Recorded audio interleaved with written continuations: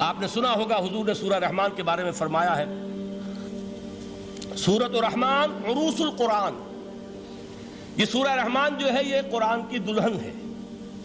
جیسے دلہن کو آپ خوشنما لباس پہناتے ہیں، آراستہ پیراستہ اس کو گہنے اور اس کو زیور پہناتے ہیں، تو جس طریقے سے سجاتے ہیں آپ دلہن کو، اللہ تعالیٰ نے ایک سورت قرآن مجید میں یہ ایسی رکھی ہے سورہ رحمان کہ اسے خوب سجایا ہے۔ اس میں الفاظ کا در و بست، اس کا اپنا ایک ڈیوائن میوزک ہے۔ وہ تو اللہ تعالیٰ قراء جو ہے خاص طور پر مصر کے قراء، اللہ تعالیٰ ان پر رحمت نازل فرمائے، ان کی خطاؤں سے درگزر کرے۔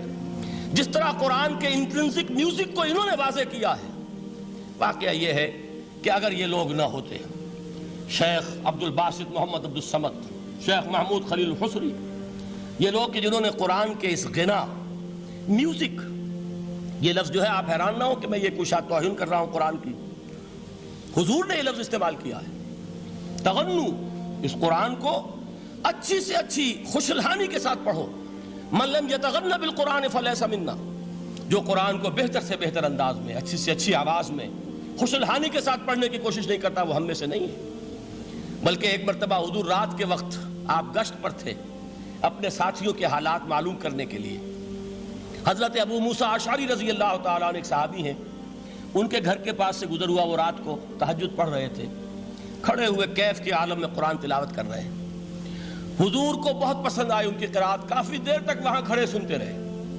اب انہیں کیا پتا کون سن رہا ہے، بالکل اسی طرح سمجھ لیجئے ایک بات یاد آئی ہے، حضور فرماتے ہیں کہ جس طرح کان لگا کر اللہ قرآن کو سنتا ہے کسی چیز کو نہیں سنتا۔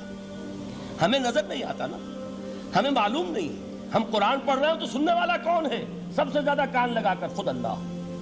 یہاں اس لیے مجھے یاد آیا کہ ابو موسیٰ اشعری کو کیا پتا تھا کہ کون سن رہا ہے؟ وہ اپنی کیفیت میں نماز میں تہجد میں قرآن کی تلاوت کر رہے تھے، اور ظاہر بات ہے ان کے گھر ایکڑوں میں بنے ہوئے نہیں تھے، ایک ایک کمرہ، ایک ایک کوئی حجرہ، ایسے ہی تو گھر تھے نا صحابہ کے، لہذا حضور پاس سے گزرے، آواز آئی، کافی دیر سنتے رہے۔ اس کے بعد آپ تشریف لے گئے، صبح فجر میں ملاقات ہوئی تو حضور نے تحسین کے انداز میں فرمایا، یا ابا موسیٰ انک قد اوتیت مزمارا من مزامیر آل داؤد، اے ابو موسیٰ تمہیں تو آل داؤد کے سازوں میں سے ایک ساز اللہ نے عطا فرما دیا ہے۔ جس طرح حضرت داؤد، لہن داؤدی مشہور ہے کہ جب وہ پچھلے پہر رات کو حمد کے ترانے الاپتے تھے، قرآن میں ہے کہ پرندے شامل ہو جاتے تھے ساتھ، اور پہاڑ وجد میں آتے تھے، پہاڑ بھی ان کے ساتھ شریک ہوتے تھے۔ تو جس طرح کا اللہ نے ان کو لہن عطا فرمایا تھا، حضور نے تحسین کے انداز میں فرمایا ہے ابو موسیٰ اشعری، اللہ نے تمہیں بھی آل داؤد کے سازوں میں سے ایک ساز عطا فرمایا۔ بہرحال قرآن مجید کا جو یہ میوزک ہے، قرآن کے الفاظ کا جو حسن ہے، جہاں تک حسن معنوی ہے وہ تو ہر لفظ میں ہے، لیکن یہ حسن ظاہری، حسن صوتی، حسن لفظی، یہ اپنے کلائمیکس پر آپ کو نظر آئے گا سورہ رحمان میں۔ لیکن قرآن میں یہ سورت اس اعتبار سے بھی ممتاز ہے، اس کی 4 آیات پر ذرا توجہ کریں گے، عجیب حقائق سامنے آئیں گے۔ جہاں یہ قرآن مجید کے حسن صوت اور حسن لفظی کی معراج ہے، وہیں اس کی پہلی 4 آیات میں 4 چوٹی کی چیزوں کا ذکر ہے، سب سے اونچی چیزیں۔ پہلی آیت کیا ہے؟ الرحمن، ایک آیت ہو گئی۔ رحمان کیا ہے؟ اللہ کا نام ہے۔ کبھی آپ نے غور کیا اللہ کے ناموں میں سب سے پیارا نام کون سا ہوگا؟ رحمان۔ کیوں؟ اس کا مادہ کیا ہے؟ رحمت۔ ہمیں سب سے بڑھ کر جس چیز کی ضرورت ہے وہ کیا ہے؟ رحمت خداوندی۔ نام اچھی طرح سن لیجئے اس حضور کے قول کو۔ حضور فرماتے کوئی شخص جنت میں مجرد اپنے عمل کی بنیاد پر داخل نہیں ہو سکے گا جب تک کہ رحمت خداوندی دستگیری نہ کرے۔ کسی صحابی نے بڑی ہمت اور جرأت کا ثبوت دیا کہ پوچھ لیا، کیا حضور آپ بھی؟ جب آپ نے فرمایا کوئی شخص داخل نہیں ہو سکتا جنت میں محض اپنے عمل کی بنیاد پر جب تک کہ رحمت خداوندی جو ہے وہ دستگیری نہ فرمائے۔ پوچھا گیا کیا آپ بھی؟ آپ نے فرمایا ہاں میں بھی۔ آپ انداز کیجئے کہ اگر محمد الرسول اللہ بھی رحمت خداوندی کے ضرورت مند ہوں تو تاب دیگراں چے رسد، ہماری تو سب سے بڑی ضرورت رحمت خداوندی ہے۔ اب یہ رحمت جو ہے قرآن مجید میں اللہ تعالیٰ کی یہ شان 2 الفاظ کے ذریعے سے آتی ہے، رحیم اور رحمان، اور کوئی مادہ نہیں ہے جس سے 2 نام بنتے ہوں اللہ کے۔ لیکن یہ مادہ ہے واحد رحمت کا کہ جس سے رحمان بھی ہے رحیم بھی ہے۔ رحیم صفت مشبہ ہے، رحمت دائم ہو جائے گی، مستقل ہوگی تو رحیم کہیں گے، اور رحمان اس میں رحمت کی ہے وہ شان ہے کہ جیسے ٹھاٹھے مارتا ہوا سمندر ہو، ہیجان کی کیفیت، طوفانی کیفیت، رحمت خداوندی کا طوفانی جوش، وہ ہے رحمان۔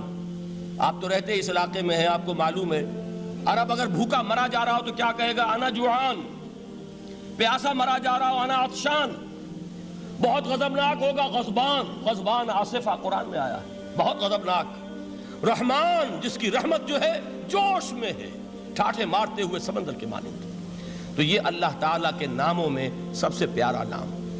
اب آگے چلیے، الرحمن علم القرآن، رحمان نے قرآن سکھایا۔ رحمت خداوندی کا سب سے بڑا مظہر، رحمان کی رحمانیت کا سب سے بڑا مظہر قرآن ہے۔ ان میں جو منطقی ربط ہے اس کو سمجھتے جائیے۔ اچھا آپ یہ سوچئے، جو علم بھی انسان کو حاصل ہوا وہ کس نے دیا؟ اللہ نے۔ سائنس کا علم کس نے دیا؟ اللہ نے۔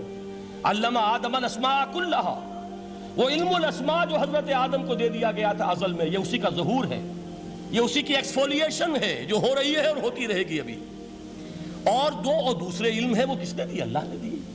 لا یحیطون بشیء من علمہ الا بما شاء، مخلوق میں سے کوئی اللہ کے علم میں سے کسی شے کا احاطہ نہیں کر سکتا مگر وہ جتنا اللہ دینا چاہے۔